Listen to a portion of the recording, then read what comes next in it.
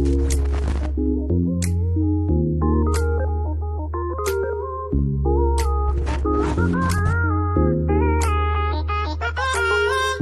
I am where the movie started, facing at a photo they've taken. Space tree flying through the skies and battles happen everywhere. Coucou, c'est Bidip de ma petite médiathèque et je vous retrouve pour un nouveau vlog lecture. Et nous sommes le lundi 17 avril, j'entame deuxième et dernière semaine de vacances. Et au programme, il y aura toujours beaucoup de farniente, de lecture, de profiter de la maison, du jardin, de faire des petits bricolages, des petites sorties en famille. Et donc je ne sais pas du tout comment je vais filmer, si je vais filmer, etc. Je me laisse un peu aller au fil des envies. Et je commence ce vlog avec une lecture que j'ai faite, que j'ai finie la semaine dernière. Mais c'était un audio-livre et du coup j'ai complètement oublié de vous en parler. Je regarde en bas parce que du coup j'ai pris mes notes. Donc j'ai fini Le Testament des abeilles de Natacha Calle-Mestre. Je vous mettrai la petite couverture. Donc dans ce roman, c'est un roman policier, l'enquêteur va être amené sur une scène de crime qui semble être un meurtre suivi d'un suicide. Un père de famille a massacré toute sa famille avant de se donner sauvagement la mort. Sauf qu'il y a plein de petits détails dans la scène de crime qui attirent l'attention de l'enquêteur, qui travaille pour la police judiciaire, et qui trouve ça étrange, et il trouve qu'il ne coïncide pas avec la théorie du meurtre-suicide qui prévaut. Il en fait part à ses supérieurs, il en fait part au juge d'instruction, et le juge d'instruction lui donne le feu vert pour enquêter en parallèle de la criminelle, puisque d'autres crimes similaires vont avoir lieu.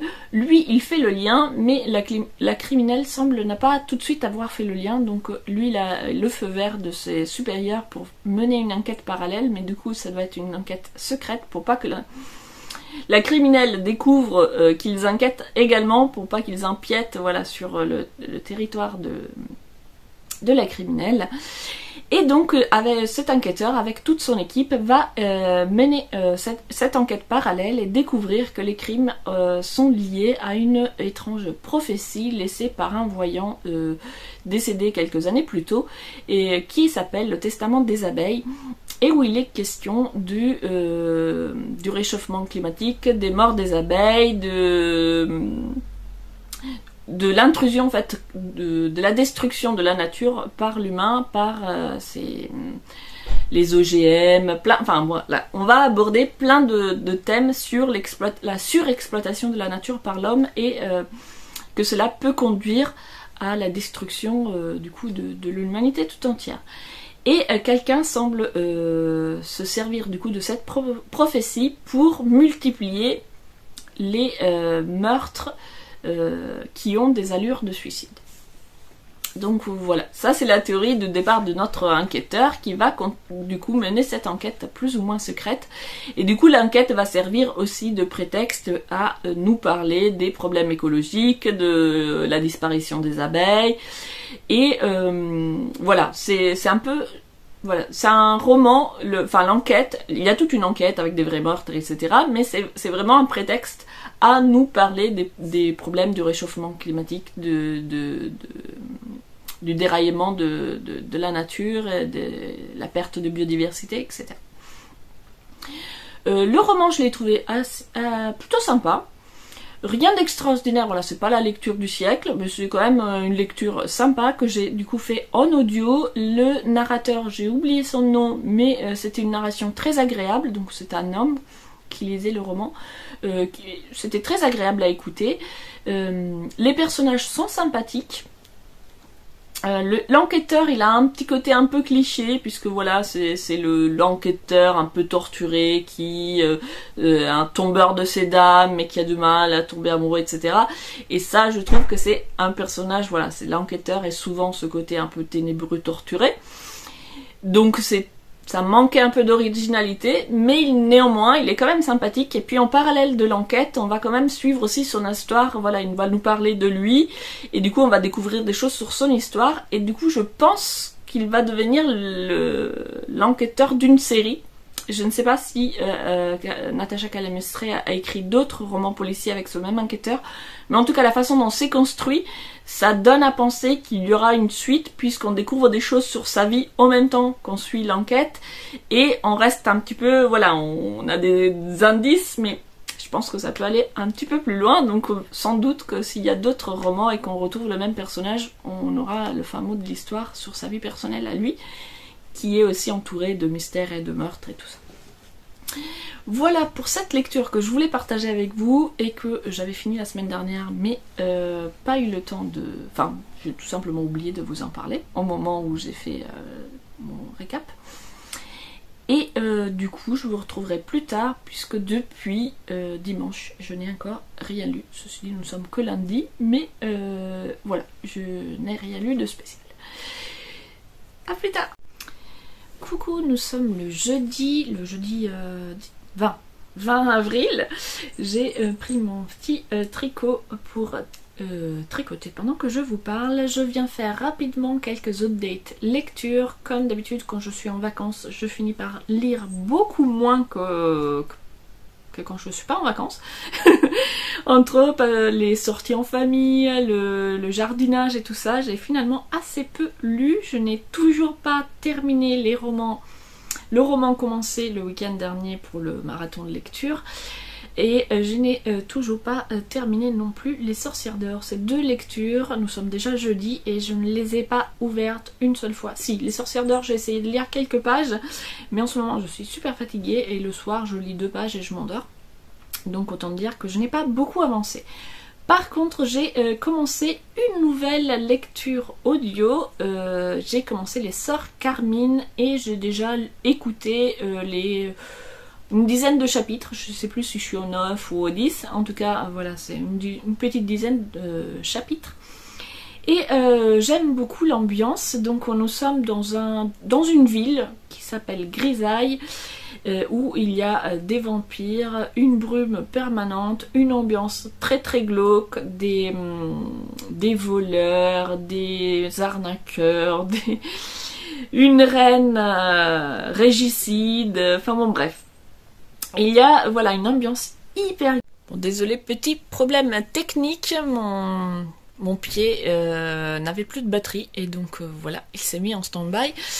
Je sais plus ce que je disais. Donc nous sommes dans cette ville de Grisaille où il y a une ambiance hyper glauque avec, voilà, on se balade dans les cimetières, il y a une famille nécromancienne, il y a une autre famille de vampires, il y a voilà une reine qui est assez douteuse et dans cette ambiance on va suivre 3 sœurs. Leur mère a disparu et donc elles doivent depuis se débrouiller toutes seules. Donc le personnage principal c'est la sœur cadette qui est devenue cambrioleuse et qui semble ne pas trop avoir de succès, non pas parce qu'elle soit pas douée, mais parce qu'elle se retrouve toujours dans des plans un peu pourris. Et là, elle s'est retrouvée justement dans un plan très dangereux, où elle a finalement volé quelque chose qui semble beaucoup intéresser certaines personnes, mais qui pour elle semble n'avoir aucune valeur.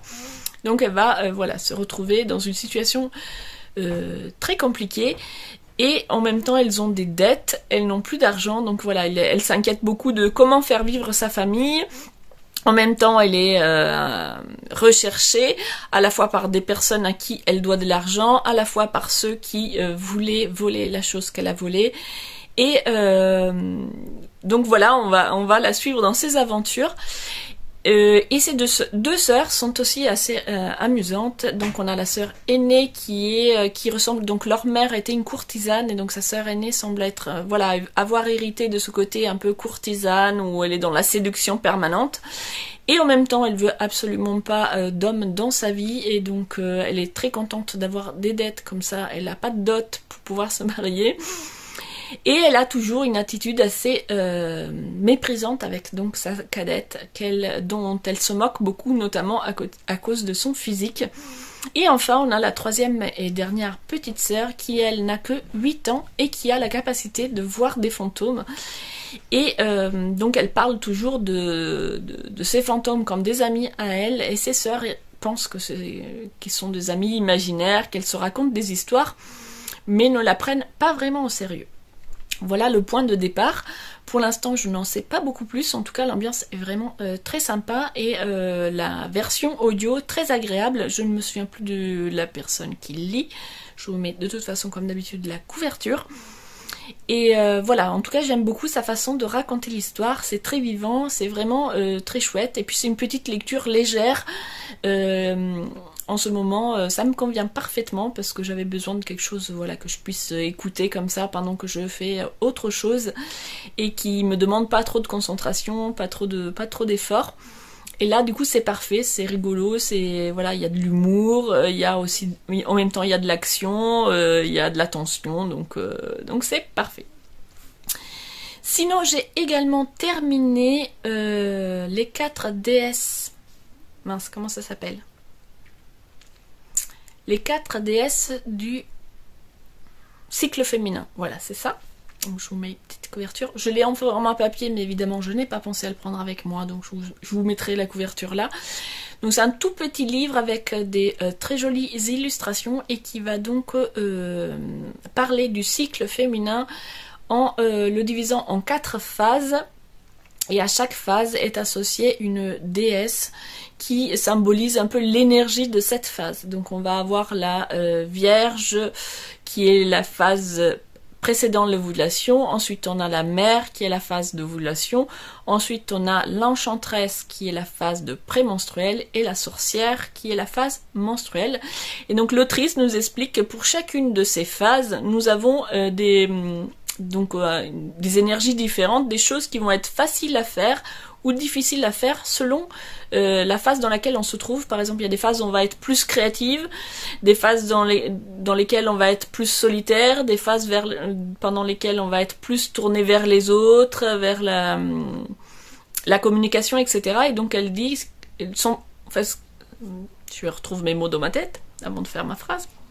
Donc elle nous explique comment apprendre à connaître notre cycle, à identifier dans quelle phase on se trouve et à du coup s'adapter en fonction des phases, à dire voilà, si on a certaines choses à faire et qui sont plus faciles pendant une phase que pendant une autre, pourquoi pas s'harmoniser en disant voilà, telle chose va être plus facile à telle période, donc dans la mesure du possible évidemment, je prévois de la faire pendant telle phase parce que ça sera du coup beaucoup plus facile. Alors que si j'essaye de la faire dans la mauvaise phase, je vais du coup avoir des difficultés et du coup éprouver de la frustration. Et je trouve le principe intéressant. Donc avec un rythme de vie moderne, quand on n'est pas indépendant et qu'on travaille dans une société, on n'a pas toujours le loisir de dire ah bah non ça je le fais pas maintenant, je le ferai dans 15 jours parce que je suis dans la meilleure phase. Mais quand même, pourquoi pas, même dans sa vie personnelle, quand on a des projets, des choses comme ça, en se calant. Par exemple, je ne sais pas, si on a envie de recevoir des personnes, plutôt que de recevoir des personnes dans une période où on a envie d'être seul, on peut se dire, je décale d'une semaine, je serai dans une phase où j'aurai envie de voir du monde, et du coup ça sera beaucoup plus agréable de recevoir. Ce genre de choses, qui peuvent être anodines, mais que si on met en place, ça peut rendre la vie plus facile, de savoir que à tel moment, j'aurai besoin de me reposer, donc je prévois pas des trucs compliqués. Bref, j'ai trouvé le principe hyper intéressant. J'en avais déjà entendu parler, parce que c'est la même autrice qui a écrit Lune Rousse, je crois ça s'appelle le livre. Et j'avais entendu parler de ce livre en regardant une vidéo avec Bambi Chose. Je vous mets sa chaîne YouTube en description. Et c'était une vidéo dans laquelle elle montrait son bullet journal et la façon dont elle prenait note de son cycle, et du coup elle citait ce livre et la façon dont elle prenait note de son cycle et dont elle en parlait, ça m'avait vraiment inspirée. Et du coup j'avais eu envie de lire ce livre, mais je l'avais pas forcément trouvé, et puis ça m'était sorti de la tête. Et quand je suis tombée par hasard sur les 4 déesses, voilà, je l'ai pris et je me suis rendu compte que c'était la même autrice. Du coup ça tombe très bien. Alors cette version est beaucoup plus courte que Lune Rousse, je crois que c'est un livre assez important. Là c'est vraiment un petit livret très rapide, on va dire ça doit être un résumé. Mais ça donne déjà pas mal de pistes de réflexion. Et puis du coup ça me permet d'aller un petit peu plus loin, puisque j'avais déjà commencé du coup, suite à avoir aux vidéos de Bambi Chose, j'avais commencé à noter le suivi de mon cycle. Mais là, voilà, je vais pouvoir aller un petit peu plus loin parce que je ne prenais pas trop en compte la dimension, j'étais vraiment fixée sur la dimension physique. Est-ce que je suis fatiguée? Est-ce que je suis en forme? Est-ce que j'ai besoin de dormir? Ou est-ce que je dors très peu? Enfin bref, j'étais vraiment fixée sur le côté physique. Est-ce que j'ai mal? J'ai pas mal, etc. Et j'en avais complètement oublié toute la dimension émotionnelle et la dimension créative, énergie. Voilà, est-ce que je fais des choses ou pas? Donc après, en lisant ce livre, je me suis mis à noter un peu plus en profondeur, et je pense qu'il va falloir plusieurs cycles pour vraiment identifier les différentes phases, parce que d'une femme à une autre, c'est pas, voilà, on n'est pas calés tous pareil, donc on peut avoir une phase qui est très courte et la deuxième qui est très longue, ça dépend. Donc ça va prendre un petit peu de temps aussi pour vraiment s'interroger sur comment on se sent, etc., sur quelle phase on est, etc. Mais je trouve ça intéressant.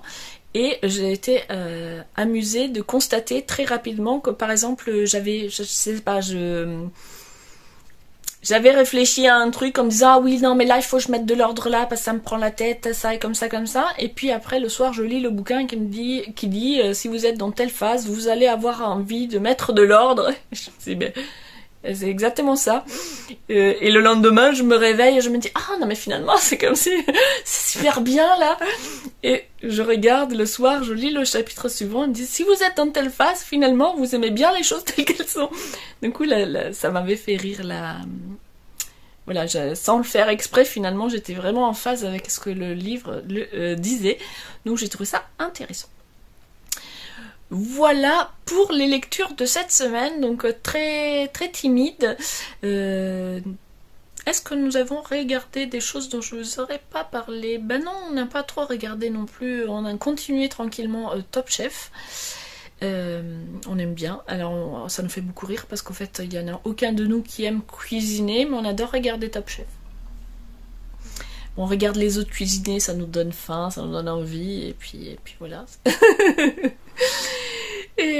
Bon, bref.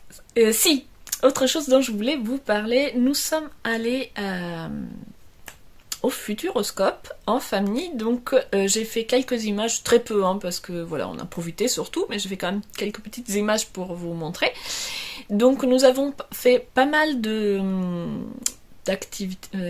d'attractions, voilà, je cherchais le mot, c'est pas des activités, c'est des attractions. Il y avait des choses très sympas. Après c'est vrai qu'on fait, les attractions font 2-3 minutes, 5 minutes max. Or on fait parfois plus d'une heure de queue, donc là c'était quand même une bonne saison, parce que il y a les parcours pour faire les queues, et nous on commençait la queue à moitié du parcours, donc on se dit en pleine saison il doit y avoir tout le parcours, les gens doivent faire 2 fois plus voire 3 fois plus de queue que nous n'avons fait là. Par contre on passe, voilà, pour certaines activités on passe quand même 3/4 d'heure, 1 heure à attendre pour une attraction qui est très chouette mais qui dure 2 minutes. Donc bon, j'aurais aimé que ça soit un tout petit peu plus long. Par contre il y a des trucs vraiment très très sympas. Nous avons retenu surtout, alors on a commencé avec le choc cosmique. Là c'est vraiment, c'est du visionnage, voilà, on est comme au cinéma, mais sauf que l'écran c'est un grand dôme, et du coup tout le dôme est l'écran de projection, et du coup on fait un voyage dans l'espace. C'était très joli, il se passe, voilà, il n'y a pas de mouvement particulier ni rien, mais c'est très beau. Et ce dôme, voilà, on est vraiment, on a l'espace tout autour, et on nous parle du coup des chocs cosmiques, du choc qui a créé la Lune, des chocs qui est à l'intérieur du Soleil, des chocs des galaxies. C'était très beau. Ensuite nous sommes aller à voyage, voilà, on a fait le voyage extraordinaire, ça c'était vraiment très très chouette. Là on a vraiment des sensations, un peu court mais très très chouette. Ça c'était donc on est sur des sièges qui vont bouger, et en même temps on a un très grand écran qui nous entoure, et donc on va suivre notre voilà, on voit l'image qui plonge, le siège s'incline légèrement et on a vraiment l'impression qu'on va plonger. C'était vraiment très très sympa. Ensuite, qu'est-ce qu'on a fait comme autre attraction? On a fait... Mince. On a fait le voyage extraordinaire. On a fait les chasseurs de tornades. Ça, je trouvais ça très chouette aussi. L'attente était un petit peu longue, mais par contre, c'est très bien fait parce que pendant tout le parcours d'attente, en fait, il y a des mises en scène, il y a tout un décor hyper travaillé avec des écrans et en fait, on va suivre une histoire et du coup, pendant qu'on attend, il se passe des choses. Et il y a l'histoire qui se crée, donc on rencontre ce chasseur de tornades, l'ingénieur avec qui elle travaille, etc. Et à la fin, on rentre dans une salle, donc là où c'est des vidéos hyper actives, donc toute la salle bouge, etc. Les vidéos changent. Et du coup, ça fait vraiment toute une histoire. C'est pas juste l'attraction finale pendant qu'on attend l'histoire. Voilà, c'est comme si on regardait une série, en fait. Et du coup, c'était très très bien fait. Là encore, c'est un peu court, une fois qu'on est sur le siège. Mais par contre, j'ai trouvé toute la scénographie de cette attraction super bien faite. C'était très chouette. Et puis, d'être au cœur de la tornade aussi, moi j'ai trouvé ça impressionnant. C'est pas des grands 8, quoi. On va pas avoir des sensations de ouf non plus. Mais quand même, c'est hyper... on a vraiment l'impression d'être dans la tornade. C'est hyper sympa. Ensuite, on a fait la Vienne Dynamique, ça franchement c'était pas terrible. Je pense que ça doit être une des premières salles. C'était un peu vétuste du coup. Les sièges bougent beaucoup mais ça fait plus mal au dos que de sensations. Le spectacle était vraiment plus adapté à des enfants, avec une espèce de créature chelou qui... Ouais, bof. Ouais, on n'a pas... Voilà, tous les trois, on a trouvé ça pas terrible. Et puis les sièges, voilà, ça fait plus mal au dos que ça ne fait de sensations étranges. Après, il y a une partie, voilà, parce que il y a une première partie, c'est un jeu d'eau, c'est assez rigolo, c'est assez joli, mais on est sur un cinéma, on regarde un écran avec un jeu d'eau. Ensuite, on passe dans une deuxième salle avec des sièges interactifs. Donc, ça secoue pas mal, mais c'est pas hyper agréable. Et par contre, il y a une partie, voilà, on va suivre un personnage qui fait plein de choses, en fait. Et à la fin, il est dans une voiture. Et quand il est dans la voiture, c'est un petit peu plus rigolo que la première partie. Mais quand même, j'ai trouvé que le siège était... voilà, ça donnait plus mal au dos que ça ne donnait de sensation d'être dans le mouvement. Puisque l'écran, en fait, il est beaucoup trop petit par rapport aux autres dont je vous parlais précédemment, où on a vraiment l'image qui est vraiment tout autour de nous. Du coup, on est vraiment immergé, on a la sensation d'être dans l'image, alors que là, le siège il bouge, mais l'écran il est tout petit là-bas au fond, donc on n'a pas du tout la sensation d'y être. Enfin, on a fait quoi? Alors, j'ai l'impression d'en oublier une. On a terminé par Danse avec les robots.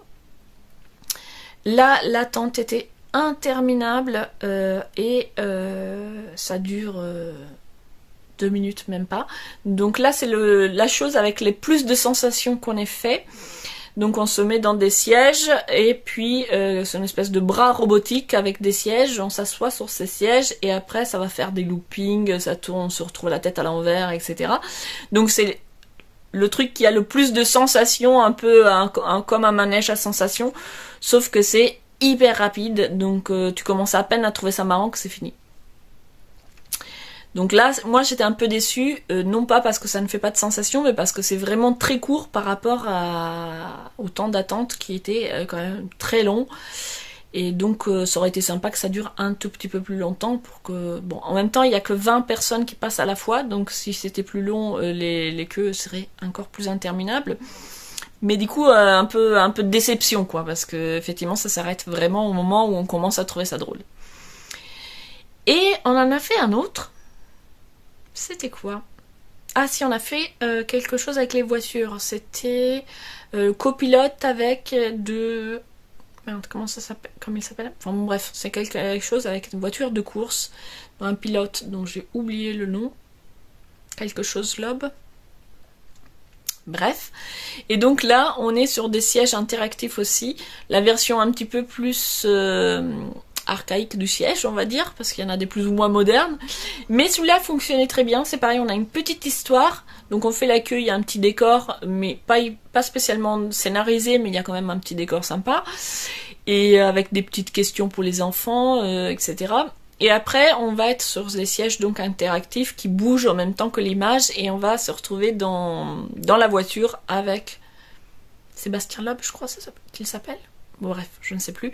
Donc qui conduit une voiture de course et donc on est dans le décor, ça bouge de tous les côtés, c'est assez rigolo. Et il y a une petite histoire aussi, voilà, une petite aventure. C'est très bien scénarisé, je trouve, dans l'ensemble. Voilà, il y a vraiment une petite histoire à chaque fois, c'est pas juste... juste l'attraction, donc c'était plutôt sympa. Et je crois que ça y est, j'ai fait le tour des activités qu'on a faites. Ça nous a quand même, voilà, comme il y a quand même les attractions sont assez courtes, mais il y a quand même le temps d'attente, etc. Donc en une journée on n'a pas eu le temps de tout faire. Du coup on a choisi les choses qui nous intéressaient le plus, parce qu'après il y a des choses plus ou moins adaptées selon l'âge. Il y a des choses pour les enfants plus jeunes. Il y avait beaucoup de choses plus... Nous, on a cherché à faire surtout les choses à sensation. Il y en avait une autre qu'on avait envie de faire, mais il était déjà 19h, on n'en pouvait plus. Le bruit, la foule, à la fin, on n'en pouvait plus. Du coup, la dernière, on a loupé la séance et on s'est dit, tant pis, on n'attend pas pour la séance suivante. On est rentré. Mais en tout cas, c'était une très chouette journée. En plus, on a eu un temps magnifique. Donc c'était parfait. On a passé un très bon moment. Voilà pour ce que j'avais à vous dire aujourd'hui. Là, je crois, il fait beau. Je vais aller me mettre avec Sorcière d'Or au jardin avec une tasse de thé et je vais essayer d'avancer un maximum parce que j'aimerais bien le finir cette semaine.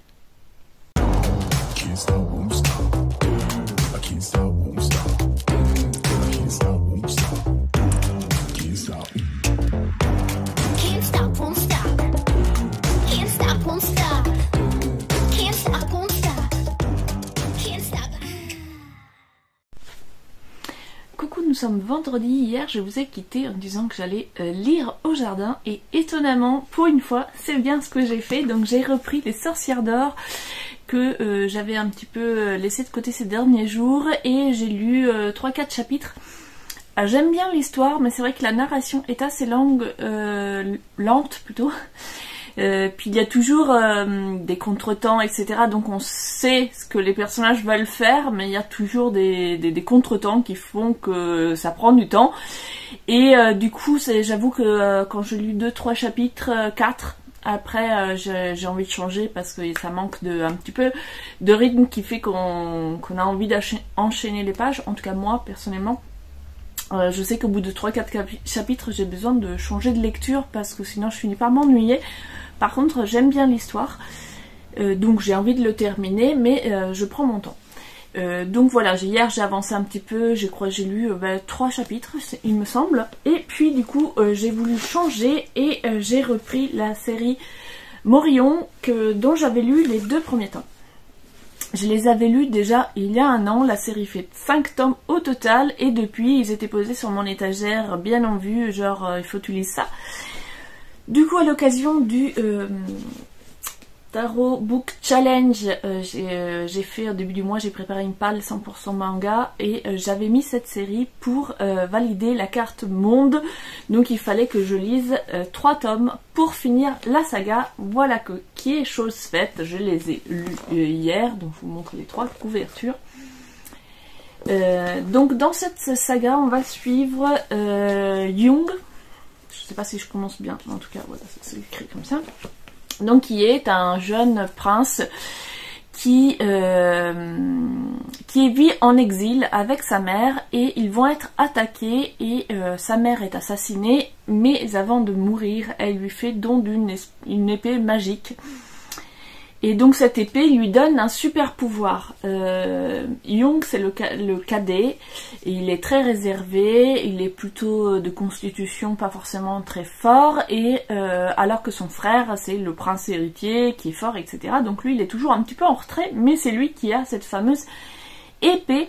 Sauf qu'évidemment le royaume ennemi de sa patrie a envoyé des soldats pour s'emparer de cette épée. Donc la première partie se passe au Japon, c'était dans les 2 premiers tomes, ou le premier tome, je ne sais plus. Et puis ils vont repartir, quitter le Japon et repartir pour la Corée. Et arrivés en Corée, ils pensent donc revenir chez eux et trouver leur père. Mais ça ne se passe pas comme prévu et au fait leur pays a été envahi par le même ennemi qui les a pourchassés au Japon et donc ils vont décider de de partir. Bon, non. Comment dire ça sans spoiler? Bref, ils arrivent sur place, ça ne se passe pas comme prévu et ils vont devoir affronter des hordes d'ennemis parce que le royaume adversaire a justement envoyé à la fois des assassins pour les assassiner, d'autres pour les capturer vivants, d'autres pour récupérer l'épée. Ils vont se retrouver à la fin avec l'armée, les services secrets, les assassins royaux, enfin bon, bref, tout le monde qui est après Young et sa bande. En parallèle, on va découvrir un petit peu un secret sur l'un des potes du prince. Mais le scénario est assez brouillon. En fait, on a beaucoup de combats. Voilà, c'est un manga. Enfin, du coup, c'est un manhwa puisque c'est coréen. C'est un manhwa de combat. Donc, je ne sais plus le terme coréen, mais ça serait l'équivalent d'un shonen japonais, je pense.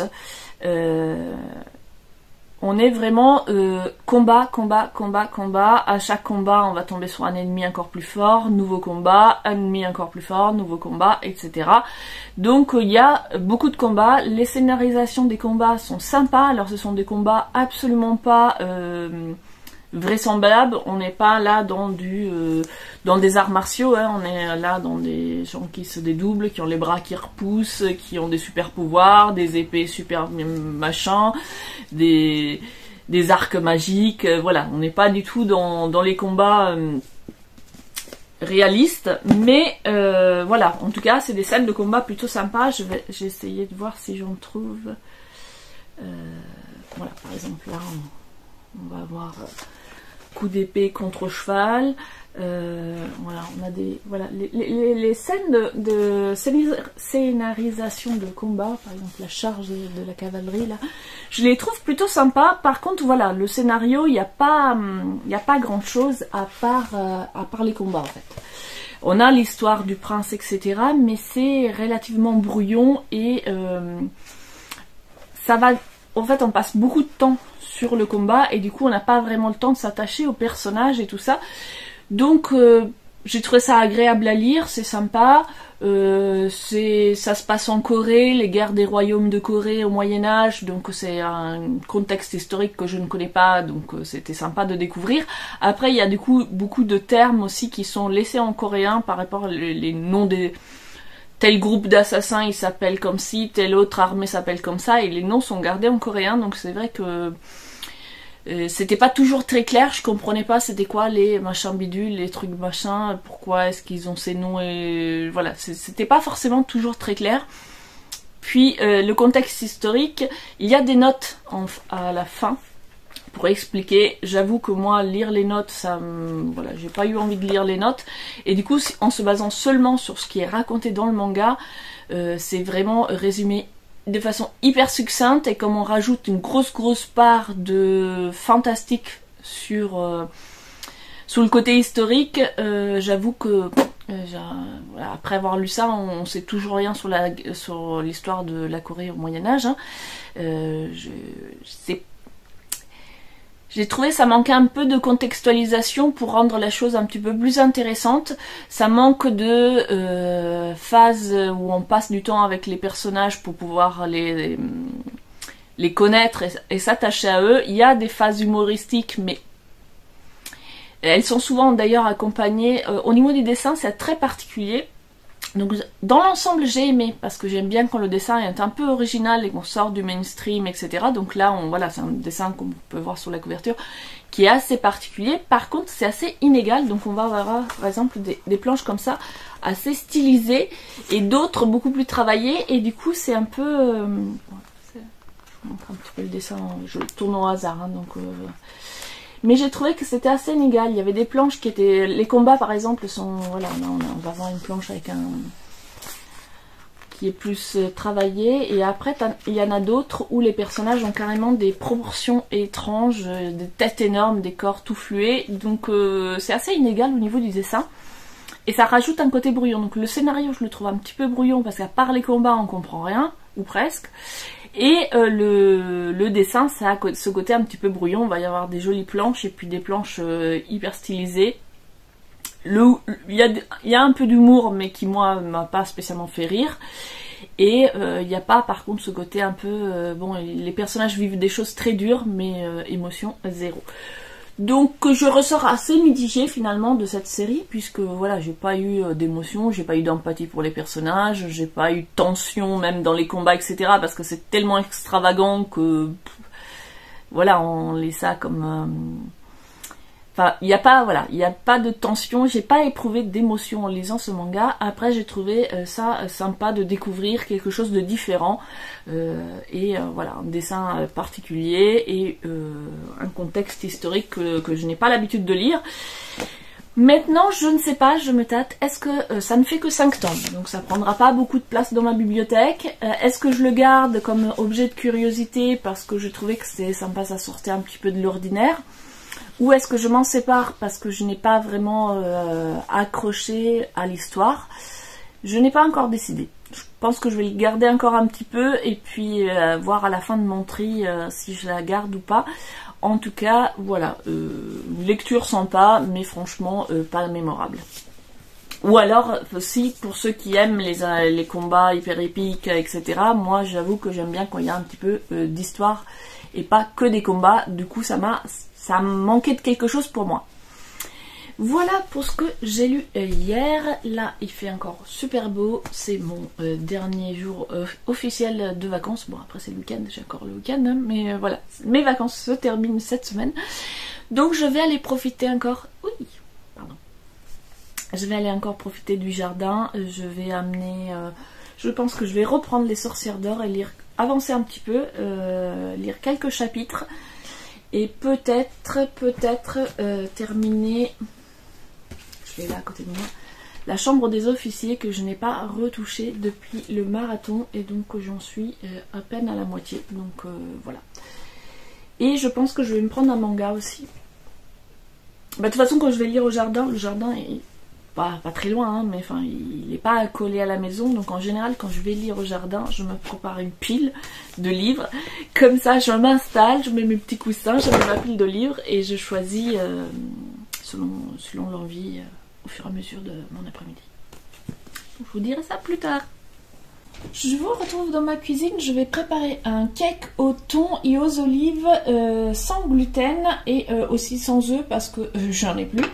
Donc j'ai pris de la farine de sarrasin, de la farine de riz, de la farine de pois chiches, du cumin et du paprika, une boîte de thon, une boîte d'olives, 2 yaourts à la grecque, de l'huile d'olive.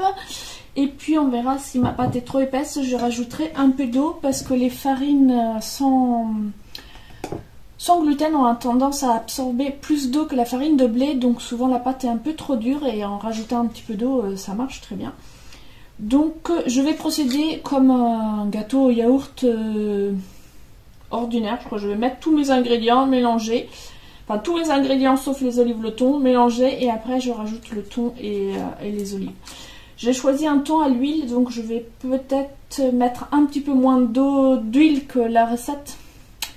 La recette que j'ai mis au point, enfin que j'ai déjà testée, c'était une recette que j'avais improvisée, c'était 50 g de chaque farine, 160 g d'olives, une boîte de thon, 3 œufs, un yaourt à la grecque et 75 centilitres d'huile et un demi-sachet de levure chimique. Et je viens de me rendre compte que j'ai oublié la levure. Comme je n'ai pas d'œuf, je vais la tenter en mettant plus de yaourt. Et puis on va voir, voilà, on fait un test. Donc c'est parti.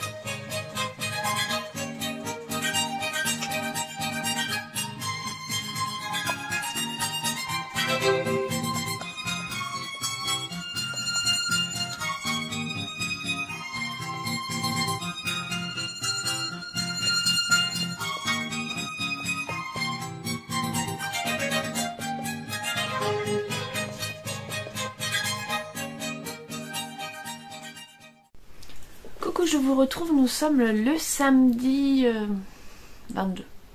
Je crois que c'est ça. Je crois qu'on est le 22.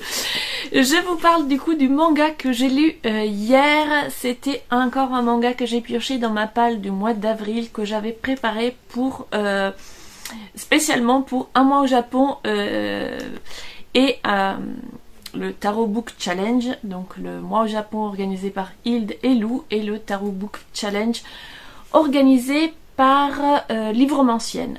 Pour le mois d'avril, j'avais voulu du coup matcher les deux et faire une palle 100% manga. Donc celui-ci, ça va être le quatrième, je crois, quatrième ou cinquième manga. J'ai du coup pioché des mangas dans ma palle qui correspondaient aux thématiques du Tarot Book Challenge, mais j'avais aussi dans l'idée de lire un certain nombre de séries qui étaient dans ma palle depuis très longtemps pour décider si finalement je les garde, je les poursuis, ou au contraire si je m'en sépare. Donc dans ces très vieux mangas que j'avais acheté d'occasion et que je n'avais jamais pris le temps de lire, il y avait le premier tome de Kajo, la corde fleurie, donc de Kazuo Koike et Hideki Mori aux éditions Delcourt. Dans ce manga, on va suivre donc le personnage principal qui s'appelle je ne sais plus. Bref, c'est un ancien sumo. Alors, on dit des sumotori, il me semble. Oui, c'est ça. C'est un ancien sumotori, donc un homme qui fait du sumo, qui suite à des déboires personnels a arrêté sa carrière, et depuis il survit plutôt plus dépressif et moribond qu'autre chose dans un quartier populaire, et une jeune fille qui habite donc ce quartier tient à le maintenir en vie alors que lui il n'a que envie de mourir. Bon, l'histoire de la jeune fille c'est pas hyper important, mais c'est le départ, ça commence comme ça, on le découvre lui en train de moitié mourir de faim dans un quartier populaire avec une jeune fille qui vient le nourrir et qui va être punie par son père pour avoir pris soin de cet homme alors que c'était en tout bien tout honneur.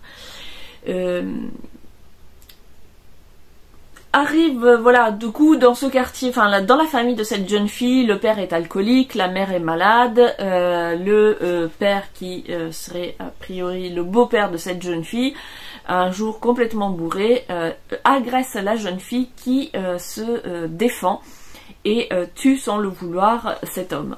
Lui, quand il découvre la scène, décide de prendre la place de la jeune fille et de faire croire aux autorités que c'est lui l'auteur du crime. D'une part pour protéger la jeune fille, mais d'autre part aussi parce que comme il a des instincts suicidaires, et du coup le meurtre va être puni par la peine de mort, donc voilà, quelque part il rend service à la jeune fille tout en finalement mettant fin à ses jours. Sauf que le chef de la brigade contre les voleurs et les incendies, je crois, je ne sais plus exactement le nom de la brigade, mais enfin bref, on est en brigade, nous sommes à Edo en 1795, j'ai oublié de préciser. Donc le chef de cette brigade contre les voleurs et les incendiaires n'est pas dupe et il comprend très vite que ce n'est pas du tout lui l'auteur du crime, et en même temps il trouve ça honorable qu'il ait pris la place de la jeune fille pour protéger cette jeune fille, et du coup il décide de ne pas le punir et de le prendre à son service. Donc notre ancien Sumotori va se retrouver à travailler pour ce seigneur en charge du service, donc un service de police de la ville de Edo de l'époque. Et du coup on va les suivre dans différentes enquêtes, avec il y a différents crimes, des voleurs, des assassins, etc. Et on est vraiment dans une ambiance samouraï, avec des questions d'honneur, des questions...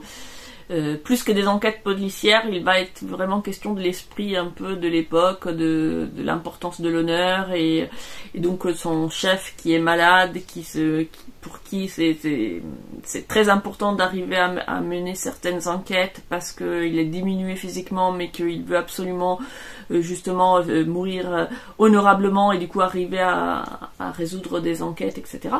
Bref, donc voilà, on est vraiment dans cette ambiance un petit peu d'histoire de samouraï, mais ça se passe du coup dans la ville d'Edo, et il n'y a pas vraiment de duel comme on peut avoir dans d'autres mangas avec l'ambiance samouraï. Il n'y a pas vraiment de duel entre samouraïs, mais plutôt la police qui est donc gérée par ce samouraï et son équipe, parmi lesquelles on retrouve notre Sumotori.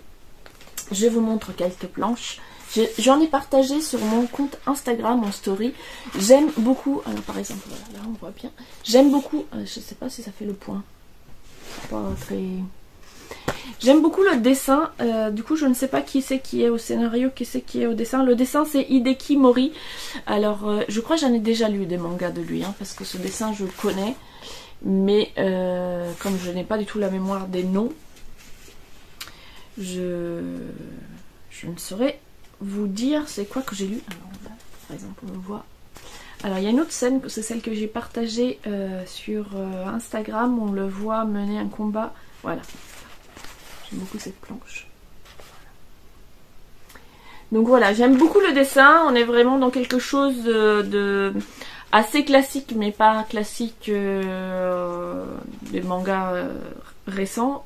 Alors ce manga je regarde, il date de 2004, mais je trouve qu'il a un côté un peu voilà, Gekiga des années je sais pas, je ne m'y connais pas assez pour donner une époque, mais enfin il a un côté old school, mais voilà, c'est un côté old school que j'aime bien, avec un dessin très précis, très expressif. On n'est pas dans, c'est pas très caricatural quoi, c'est assez réaliste je trouve comme dessin. Et du coup dans les combats et tout ça va être relativement réaliste aussi, donc complètement le contraire de l'autre manga dont je vous ai parlé, je sais plus, vendredi je crois, où c'était des combats très épiques mais complètement fantastiques. Ici il va y avoir des combats, des scènes de violence, mais qui vont être très réalistes, où on voit des hommes soit se battre au sabre, soit lui qui essaye d'attraper des voleurs en utilisant des techniques du sumo. Bref, ce sont des combats qui sont plutôt réalistes.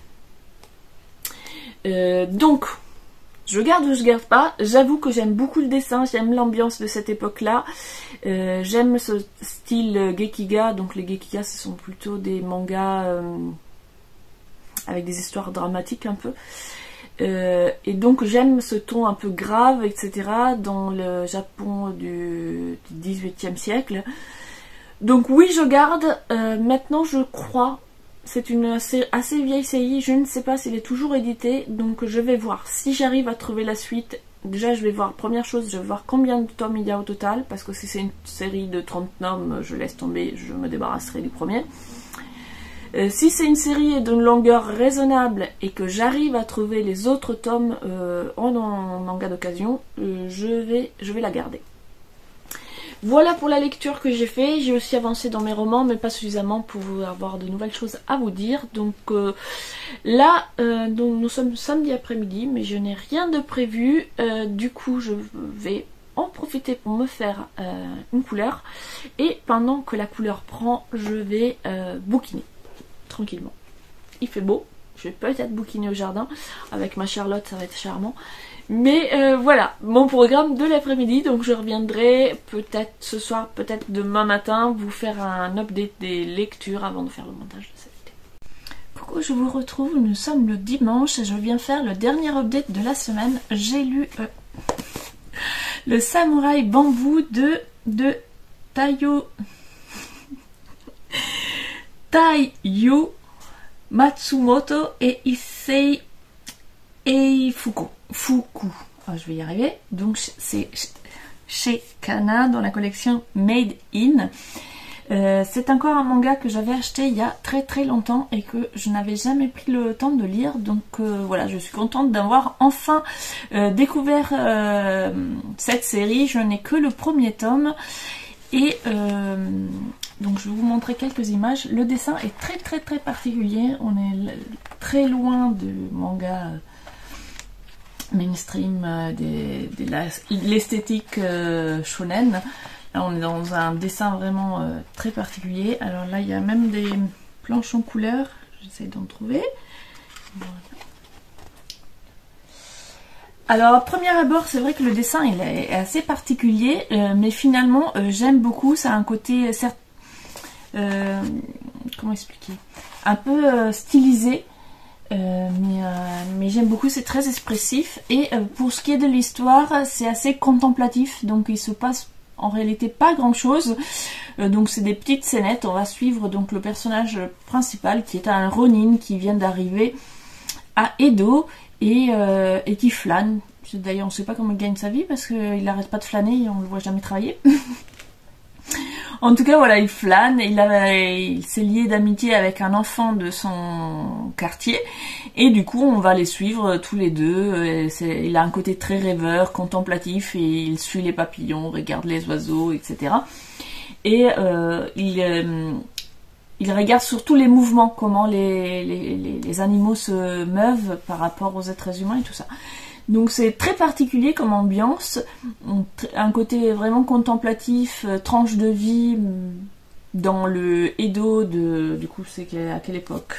Voilà, ils disent pas l'époque exactement, mais ça commence en disant il y a 200 ans. Donc voilà.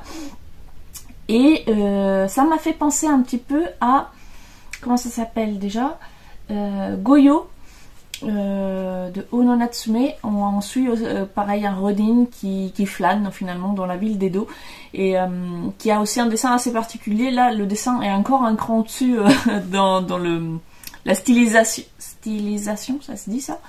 Bref, vous comprenez ce que je veux dire. Mais du coup voilà, j'aime bien. Alors là je l'ai lu d'une traite parce que je voulais finalement le finir pour vous le présenter avant de faire mon montage. Après ce genre de manga, c'est vrai que j'aime bien prendre le temps, pas forcément le lire tout d'un coup, mais lire quelques chapitres par-ci par-là, parce que comme il se passe pas grand chose, il n'y a pas de tension, il n'y a pas cette envie de tourner les pages. Mais par contre j'aime beaucoup cette ambiance un peu onirique entre la tranche des vies et puis toujours ce côté un petit peu fantastique, ou avec les yokai, ou avec les personnages qui se perdent dans leur rêverie. Je vais y arriver.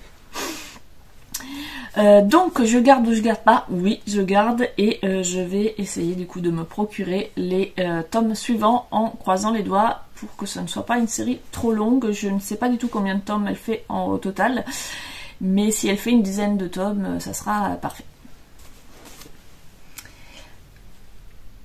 Pardon. Voilà, sur ce, je vous laisse pour cette semaine. Je vous retrouve dimanche prochain avec un nouveau vlog lecture, et puis mercredi avec une vidéo sur les loisirs créatifs.